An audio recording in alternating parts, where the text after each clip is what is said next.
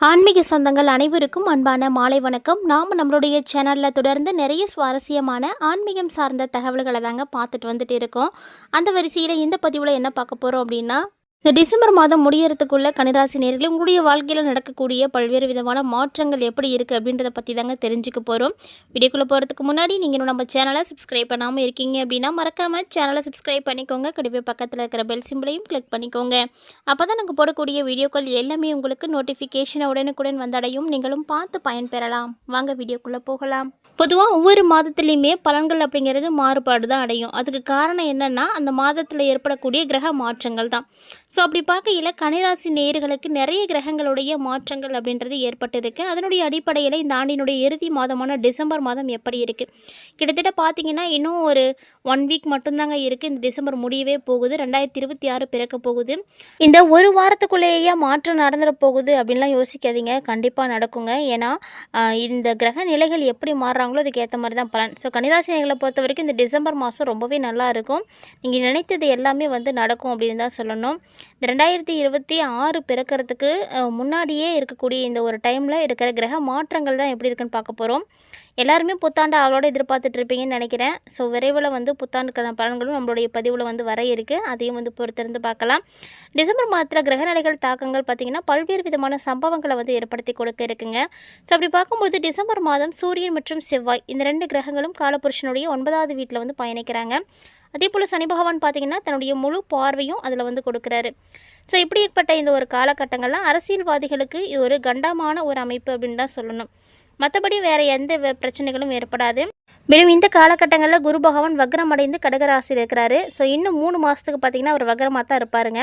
விருச்சிக ராசியில் புதன் சுக்கிரனுடைய இணைவால் லக்ஷ்மி நாராயண யோகம் ஏற்பட்டிருக்கு. அதே போல் கன்னிராசிக்காரங்களுக்கு இந்த யோகங்களால் ஏற்படக்கூடிய பலன்கள் எப்படி இருக்க போகுது அப்படின்றத நம்ம பார்க்க போகிறோம். கன்னிராசி இல்லைன்னா கன்னி லக்கணத்தை சார்ந்த நபர்களுக்கு 10வது இடத்துல குரு பகவான் வக்ரமாகி அமர்ந்திருக்கிறாரு.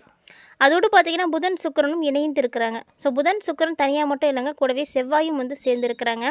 புதன் சுக்கிரனோடு சேர்ந்து செவ்வாய் வீட்டிலையும் திரிகோணத்தில் சனி பகவானும் இருக்கிறாரு. 3, 5, 11ஆம் பாவம் அப்படிங்கிறது இன்ப திரிகோணம்னு சொல்லுவாங்க. ஸோ நிறைய வெளியூர் போகிறது, வெளிநாடு போகிறது, உங்களுக்கு பிடித்தமான இடங்களுக்கு போயிட்டு வர்றது, வாகனத்தில் தொலைதூரம் போய் அந்த சந்தோஷத்தை அனுபவிக்கிறது. ஸோ இந்த மாதிரியான விஷயங்கள், இதற்கான யோகங்கள் எல்லாமே கன்னிராசி நேயர்களுக்கு கண்டிப்பாக இருக்கும். அதாவது உங்களுடைய மனசு பார்த்திங்கன்னா இந்த மாதிரி உங்களுக்கு பிடிச்ச விஷயங்களை செய்யும் பொழுது இருக்கக்கூடிய கணம் ரணம் எல்லாம் மறந்து ஒரு லேசாக இருக்கும். ஸோ ஒரு சின்ன குழந்தை போல் சந்தோஷமாக இருக்கிறதுக்கான ஒரு அமைப்புகள் எல்லாம் கிடைக்கும். ஸோ வளர வளர தான் நம்மளுடைய கஷ்டங்களும் பாரங்களும் சுமைகளும் அதிகமாகும் அப்படின்னு சொல்லுவாங்க. ஸோ அந்த மாதிரி நிறைய கஷ்டங்களை பார்த்துட்டு இருக்கக்கூடிய கன்னிராசி நேயர்களுக்கு இது ஒரு அற்புதமான நேரம் அப்படின்னு தான் சொல்லணும். ஆனால் ஆரோக்கியம் அப்படிங்கிறது கொஞ்சம் கவனமாக தாங்க இருக்கணும். 4வது வீட்டில் சூரியன் செவ்வாய் சேர்ந்துருக்கிறதுனால தாய் தந்தையினுடைய உடல் ஆரோக்கியத்தில் கவனம் இருக்கணும். அம்மாவுக்கு ஆரோக்கிய குறைபாடுகள் ஏற்படுறதுக்கு வாய்ப்பு இருக்குது.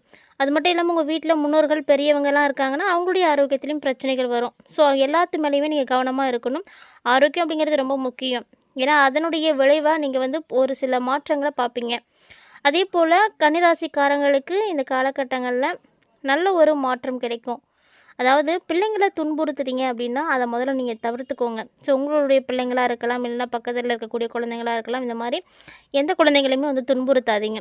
பிள்ளைங்களுடைய ஆரோக்கியத்தில் கவனமாக இருக்கணும். பிள்ளைங்களை கோபப்படுத்தாமல் அவங்களுடைய போக்கில் நீங்கள் விட்டு பிடிக்கணும். அவங்களுடைய வழியில் நீங்கள் தட்டி கொடுத்தீங்க அப்படின்னா மட்டும்தான் அவங்க சிறப்பாக இருப்பாங்க. ஸோ அவங்களுடைய வழியிலே போய் அவங்கள தட்டி கொடுத்து வேலை வாங்கிக்கோங்க. அதுதான் உங்களுக்கு நல்லது. நீங்கள் சொல்லக்கூடிய அந்த கண்டிஷன் எல்லாம் அவங்க ஏற்றுக்கவே மாட்டாங்க. சொல்லப்போனால் நீங்கள் சொல்கிற பேச்சு அவங்க கேட்கவே மாட்டாங்க. ஸோ சொல் பேச்சு கேட்கல அப்படிங்கும் பொழுது எல்லா பெற்றோர்களுக்கும் கோபம் வர்றது இயல்பு தான். ஆனால் இப்போ நீங்கள் என்ன பண்ணணும்னா புத்திசாலித்தனமாக செயல்படணும். ஸோ பொதுவாக கன்னிராசிக்காரங்களுக்கு சொல்ல தேவையில்ல, புத்திசாலித்தனம் அதிகமாகவே இருக்கும். ஏன்னா புதன் தான் அவங்களுடைய ராசி அதிபதி. புதன் அப்படின்னாலே புத்திக்காரகன் தான். நீங்கள் எப்படி டெக்னிக்காக பிளான் பண்ணி ஒரு விஷயத்தை செய்ய வைக்கலாம் அப்படின்றது உங்களுக்கு நல்லா தெரியும். ஆனால் அந்த நேரத்தில் கோவப்படாமல் அவசரப்படாமல் உங்களுடைய புத்திசாலித்தனத்தை பயன்படுத்திட்டீங்க அப்படின்னாவே போதும். நிறைய விஷயங்களை உங்களுக்கு சாதகமாக மாற்ற முடியும். நிறைய பேருக்கு பார்த்திங்கன்னா இந்த காலகட்டங்களில் அரசு வேலை கிடைக்கிறதுக்கான வாய்ப்புகள் நிறையவே இருக்குங்க. அதனால் அரசு வேலைக்கு முயற்சி செய்யக்கூடிய நபர்கள், எக்ஸாம்ஸ் எதுவும் எழுதுறீங்க, இப்படிலாம் கண்டிப்பாக ட்ரை பண்ணலாம். ஏன்னா உங்களுக்கு வேலை வாய்ப்புகள் நிறையவே இருக்குது. இந்த டிசம்பர் முடியறதுக்குள்ளேயே ஒரு நல்ல செய்தியும் கிடைக்கலாம். அதுக்கு என்ன பண்ணணும் அப்படின்னா அதற்குரிய முயற்சிகளை நீங்கள் தான் எடுத்து வைக்கணும். ஏன்னா நீங்கள் எடுத்து வைக்கக்கூடிய முயற்சிகள் தான் உங்களுக்கு வெற்றிகளை கொடுக்கும். அதே போல் மத்திய அரசு வேலை, வங்கியில் வேலை, வெளிநாட்டில் வேலை, வெளியூரில் ப்ரொமோஷன் ஆகிறது, அதாவது உங்களுக்கு நிறைய வழிகளில் வேலை கிடைக்கும். ஸோ இந்த வேலை அப்படிங்கிறதெல்லாம் ஒரு கனவு மாதிரி தான். அரசு வேலை இப்போதைக்கு எப்படி இருக்குன்னா ரொம்பவே எட்டாக்கனி மாதிரி தாங்க. அரசு வேலைக்காக முயற்சி செய்துட்டு இருக்கக்கூடியவங்களுக்கெல்லாம் வாய்ப்புகள் கிடைக்கிறதே கிடையாது. ஆனால் இந்த காலகட்டங்களில் கன்னிராசிக்காரங்களே கொஞ்சம் மட்டும் முயற்சி பண்ணி பாருங்கள், கண்டிப்பாக அரசு வேலை கிடைக்கும். அதாவது கோவில்களில் வேலை கிடைக்கிறது கூட, கோவில் திருப்பணியில் வந்து உங்களுக்கு அரசாங்க உத்தியோகம் கிடைக்கிறதுக்கும் வாய்ப்புகள் இருக்குது.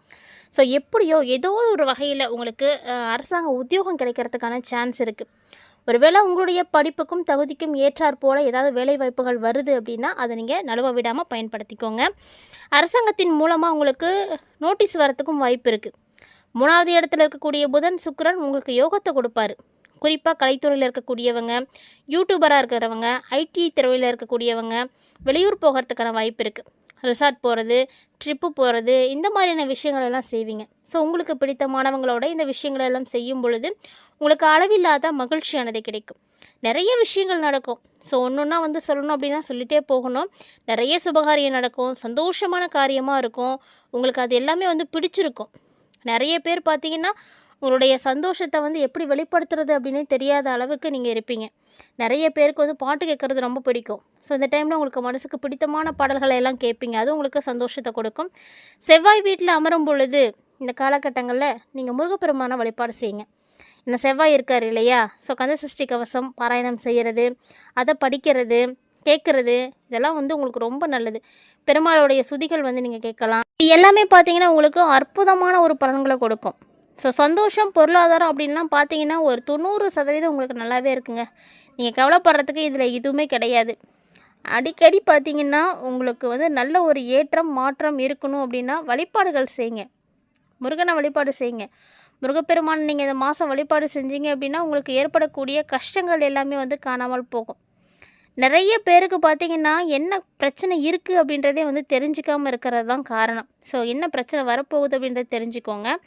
அதே போல் குரு இந்த டைமில் உங்களுக்கு 11வது வீட்டில் இருக்கிறாரு. அவர் பார்த்திங்கன்னா டிசம்பர் 4ஆம் தேதி தொழில் ஸ்தானமான 10வது வீட்டில் வந்து நுழைஞ்சிருப்பார். 10வது வீட்டில் எப்போ இவர் மாறி இருந்தாரோ அப்போலேருந்து உங்களுக்கு கொஞ்சம் ஒரு சில பிரச்சனைகள் இருக்கும். குரு 10ல் இருக்கிறார் அப்படிங்கும்போது கொஞ்சம் கவனமாக இருங்க. சனி பார்த்திங்கன்னா முழுக்க உங்களுக்கு திருமணம், கூட்டுத்தொழில், கலஸ்திரஸ்தானம்னு சொல்லக்கூடிய 7வது வீட்டில் இருப்பார். ஸோ இதனால் இந்த காலகட்டங்கள் உங்களுக்கு எப்படி இருக்குன்னா ஒரு ஒழுக்கமான ஒரு காலகட்டமாக இருக்கும். நீங்கள் தப்பு தவறுகளாக எதுவும் செய்திருக்கீங்க அப்படின்னா கூட அதெல்லாம் திருத்தி அமைச்சிக்கோங்க. சனி பகவான் வந்து இறங்கி வேலை செய்ய ஆரம்பிச்சிட்டார் அப்படின்னா அதில் வந்து நீங்கள் தப்பிக்கவே முடியாது.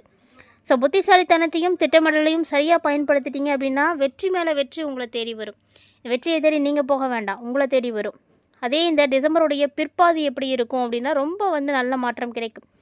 கடினமான உழைப்புக்கான அங்கீகாரம், பாராட்டுகள் எல்லாம் கிடைக்கும். திறமைகளை முழுமையாக நீங்கள் வெளிப்படுத்துவீங்க, அதற்கான வாய்ப்புகள் கிடைக்கும். ஆன்மீகத்தில் நிறைய நாட்டங்கள் கிடைக்கும். ஸோ அடிக்கடி கோவில் போவீங்க, உங்களுக்கு பிடித்தமான கோவிலுக்குள்ளெல்லாம் போவீங்க. வெளியில் போகலாம் அப்படின்னு சொன்னாலே கோவிலுக்கு போகலாம் அப்படின்ற மாதிரியான எண்ணங்கள் உங்களுக்கு உருவாகும். வருமானம் அப்படின்றது உங்களுக்கு நல்லாவே இருக்குது. குரு பார்வை இருக்குது அப்படின்றதுனால வருமானம் அதிகரிக்கிறதுக்கான வாய்ப்பு தான் இருக்குது. ஸோ அதே போல் வேறு ஏதாவது பல விஷயங்களில் நீங்கள் முதலீடுகள் செய்து வச்சுருக்கீங்க அப்படின்னா பணவரவு இப்போ வந்து உங்களுக்கு கிடைக்கும். எதிர்பாராத வகையில் ஒரு சில செலவுகளும் இருக்குது. ஸோ நிதி விஷயத்தில் கவனமும் இருக்கணும், எச்சரிக்கையாகவும் இருக்கணும். திட்டமிட்டு பட்ஜெட் போட்டு பிளான் பண்ணி நீங்கள் வந்து செலவு பண்ணுங்கள். இல்லைன்னா கைமீறி செலவாயிடும். அதாவது பணம் சம்பாதிக்கிறதுல வந்து உங்களுக்கு நிறைய பிரச்சனைகள் வரும். அதுக்காக எந்த ஒரு காரணத்துக்கும் சரி நீங்கள் குறுக்கு வழியை மட்டும் தேர்ந்தெடுக்காதீங்க. நேர்மையான முறையில் பணம் சம்பாதிக்கிறதுக்கான முயற்சிகளை எடுங்க. அது உங்களுக்கு நிலையாக இருக்கும், வெற்றியை கொடுக்கும். நீங்கள் நினைத்த அளவுக்கு மாற்றங்களை பார்க்க முடியும். தொழிலோ சரி வேலையோ சரி பார்த்தீங்கன்னா ரொம்ப நல்லாயிருக்கும். உங்களுடைய திறமைகளை முழுமையாக நீங்கள் வெளிப்படுத்துறதுக்கான அமைப்புகள் கிடைக்கும். பணியிடத்தில் கூட வேலை செய்யக்கூடியவங்க எல்லாருமே வந்து முழுமையான ஆதரவுகளை வந்து பார்ப்பீங்க. புதுசாக நிறைய பொறுப்புகள் வந்து கிடைக்க போகுது. புதிய பொறுப்புகள் கிடைக்கிது அப்படின்னா உங்களுடைய தகுதிக்கும் திறமைக்கும் ஏற்றாற் போல் இருக்குன்னா கண்டிப்பாக ஏற்றுக்கோங்க. ஸோ வியாபாரம் செய்யக்கூடிய அன்பர்கள் எல்லாருமே நீண்ட கால உறவுகளில் வந்து உங்களுக்கு ஏற்படும். ஸோ வணிக முன்னேற்றம் ரொம்ப நல்லாயிருக்கும்.